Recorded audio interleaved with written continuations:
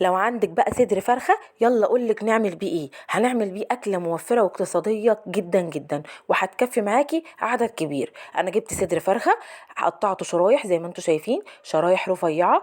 اوعي تقطعيه تخين، لازم يبقى رفيع. تمام. هقطعه كده واحدة واحدة زي ما احنا شايفين.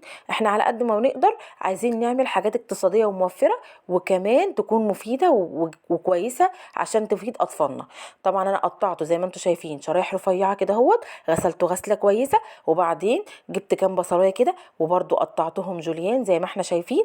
وايه، بعد ما اقطعهم جوليان وشرايح رفيعه، انا بقطع كل حاجه معايا شرايح رفيعه.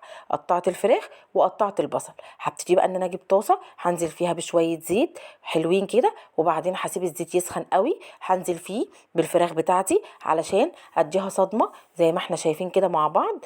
وبعد ما اديها الصدمه بتاعتي كده، ولازم تكون الطاسه سخنه عشان